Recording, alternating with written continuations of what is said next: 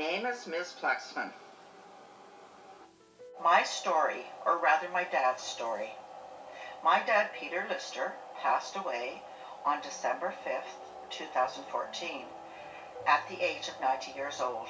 I remember growing up and somewhat knowing that I was half English, my mom's side, and half Ukrainian, my dad's side. I was told the story that when my dad and his brother returned from the Second World War in 1945, they were asked their names, and instead of answering with the Ukrainian last name of Lesaichuk, they both had decided that their new last name was Lister. I guess fighting for Canada's freedom and the belonging and loyalty to Canada sparked this official family name change.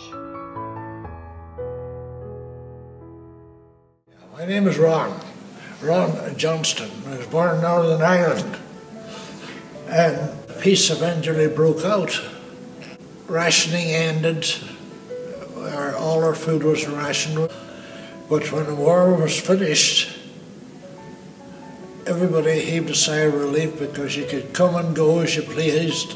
You didn't have to worry about bombers or fighters coming over. All that was finished. Peace to me means living peacefully in your country, and I don't believe in going to war. I think if everybody took that attitude, there wouldn't be so much war in the world. If everybody wanted to live peacefully with in their family first of all, and in their neighborhood, and in their country.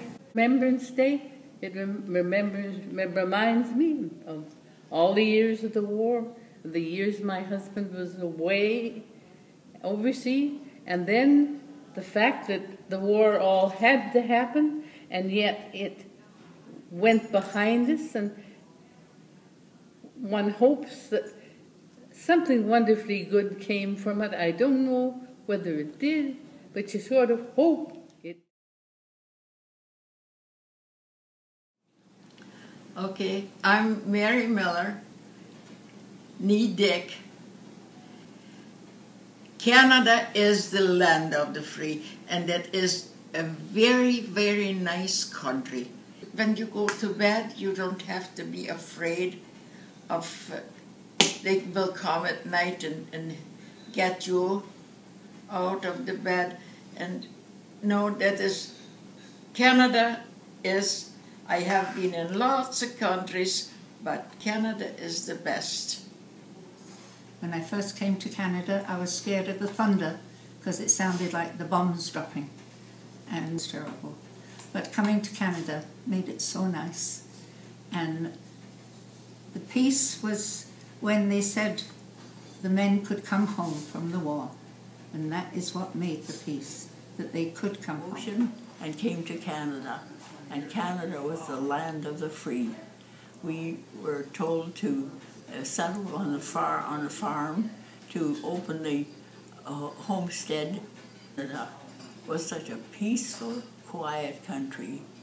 And my dad says, nobody's going to steal our horses. Nobody's going to take any of our property. There are no beggars at the door. It's just such a wonderful, wonderful country. And it has been. It's been a country of opportunity for our whole family. I left my house in July 1991, my family and my wife and my two boys. Moved for the first time on the Bosnia. We stayed there for 2 days, and then after that we went to Serbia. We stayed there for 1 week with Red Cross. We then moved to Macedonia because I didn't want to go into the war. I had 2 friends in Macedonia. They helped me stay in an apartment there. Red Cross gave me everything to me for my family. They helped to me find the refuge from the war. I tried to go back to see what happened to your house. My father-in-law told me There was nothing to check. Everything was burned. After a couple of months, I managed to find a job in the bakery during the night. One summer day during 1997, when I was the border, I give some breaded loaves on the bread to the custom officer for me. They began to talk to me, but I was unable to talk to them in English. I did not know what to say. I just smiled at them, and the officer showed me a paper with the words Government of Canada and asked me if I could fill it in. I took the paper back to my village and found a teacher I know who spoke on the English. She explained me what the Government of Canada needed to send.